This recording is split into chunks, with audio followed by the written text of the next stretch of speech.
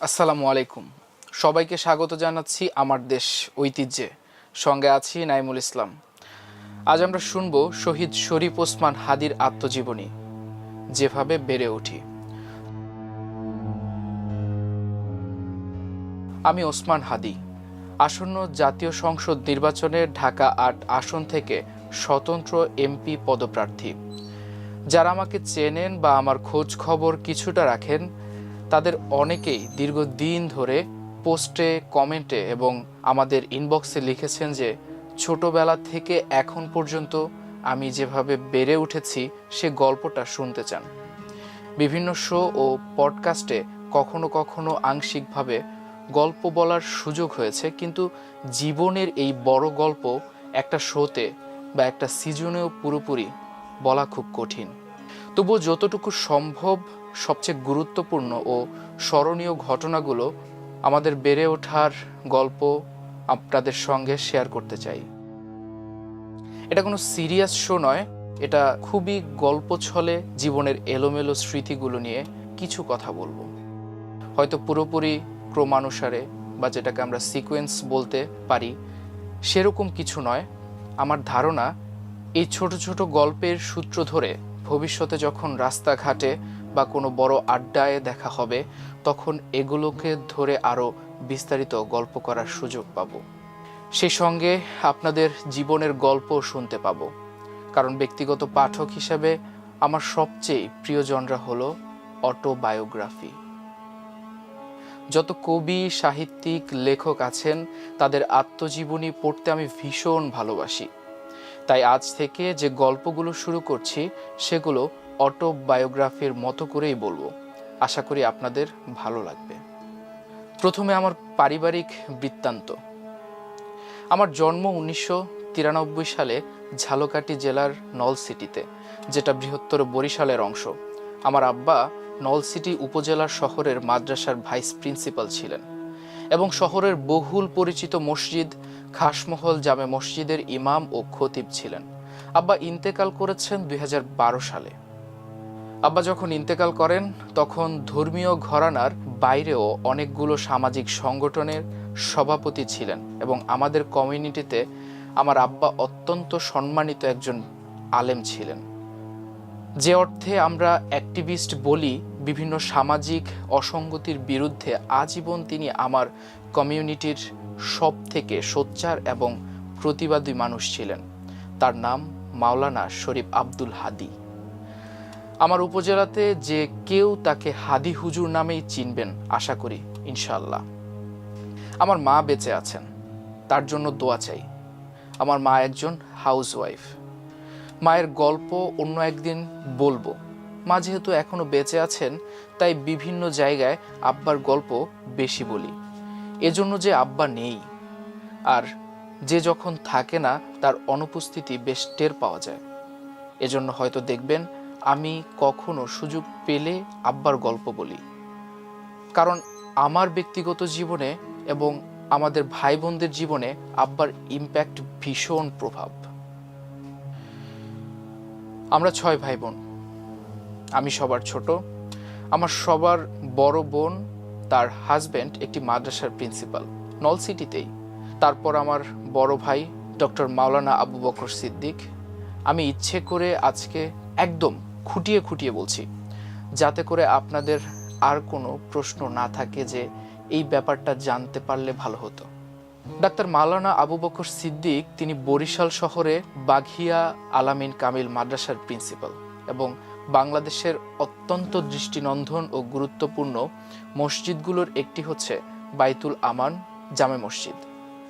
এটি বরিশালে, তবে সারা বাংলাদেশ থেকে মানুষ ওখানে নামাজ পড়তে যান, সেটারও খতিব তিনি। তারপরে আমার বোন, তিনি ঢাকাতেই থাকেন এবং আমার দুলাভাই একটি প্রাইভেট ফার্মে জব করেন দীর্ঘদিন ধরে। আমার এই বোনের বাসা থেকেই আমি মূলত ঢাকা বিশ্ববিদ্যালয়ে পড়াশোনা করেছি। তারপর আমার আরেকজন বোন, তিনি শিক্ষক, নলসিটিতেই থাকেন। সেই বোনের পরে আমার আরেক ভাই, তিনি ইন্টারন্যাশনাল মেডিকেল ট্যুরিজম করেন, ঢাকাতেই থাকেন।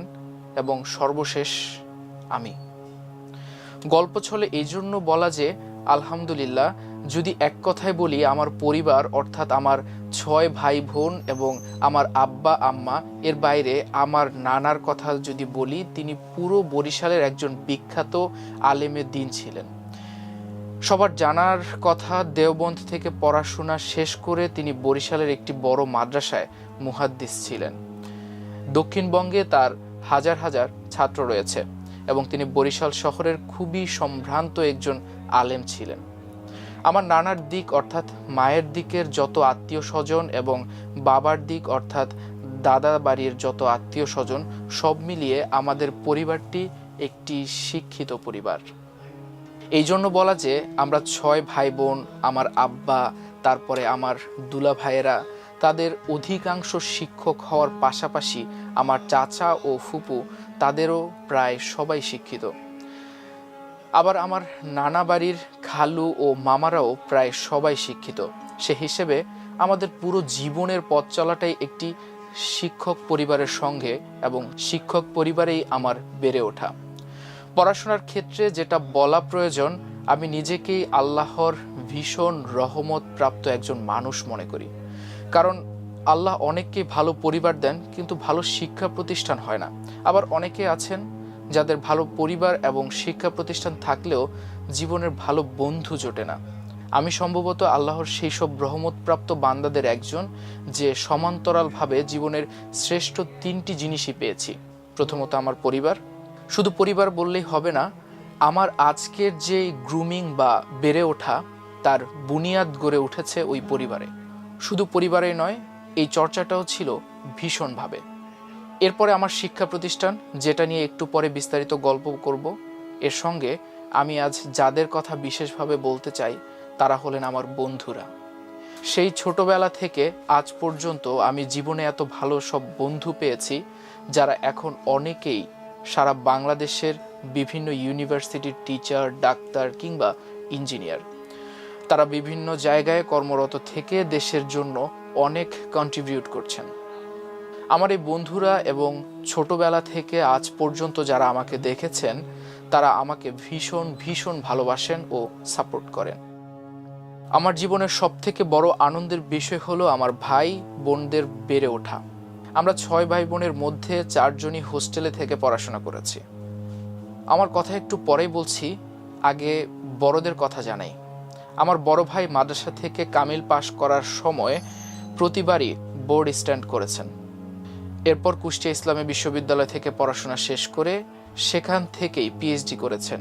তিনি অনার্স ও মাস্টার্সে ফার্স্ট ক্লাস ফার্স্ট হয়ে রাষ্ট্রপতির কাছ থেকে স্বর্ণপদক পেয়েছেন। আমার যে মেজ ভাই, সেই ভাইও জগন্নাথ বিশ্ববিদ্যালয় থেকে তার ডিপার্টমেন্টে ফার্স্ট ক্লাস ফার্স্ট হয়েছেন এবং ডিনস অ্যাওয়ার্ডও পেয়েছেন।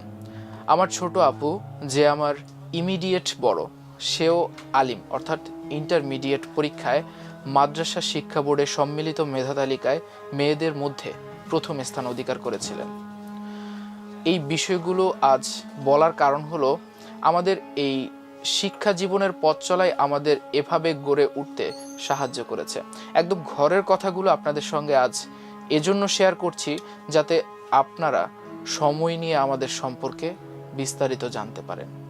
আমি ক্লাস 1, 2 এবং 3 আমার নিজের এলাকার নলসিটিতে আব্বার মাদ্রাসায় পড়েছি। 3তে পড়ার পর আমি ভর্তি হই বাংলাদেশের হাতে গোনা সেরা মাদ্রাসাগুলোর একটি, ঝালকাঠি এনএস কামিল মাদ্রাসা, যার নেসারাবাদ নামে সবাই চেনে বা বিশেষ পরিচিত বললেই চলে। এটি আমার জেলা শহরে অবস্থিত, আর আমার বাড়ি ছিল উপজেলায়। মূলত আমার বড় ভাই এবং মেজ ভাই দুজনেই তখন নেসারাবাদে পড়ছিলেন বলেই ক্লাস 4-এ আমি সেখানে গিয়ে ভর্তি হই। তখন সারা বাংলাদেশের মধ্যে শ্রেষ্ঠ একটি মাদ্রাসার মধ্যে নেসারাবাদ অন্যতম ছিল। তবে নেসারাবাদে যাওয়ার আগে 1, 2, 3 ছোট ছোট কিছু গল্প বলে নেওয়া দরকার। আমি আব্বার মাদ্রাসায় বাসা থেকে যাতায়াত করতাম, কারণ আমার বাসা নলসিটি শহরে, মাদ্রাসার একদম কাছেই ছিল। আব্বা সবার কাছে অত্যন্ত সম্মানিত ব্যক্তি হওয়ার কারণে এবং আমার ভাই বোনেরা সবাই পড়াশোনায় ভালো থাকায় সমাজে আমাদের ভীষণ ভালোবাসতেন।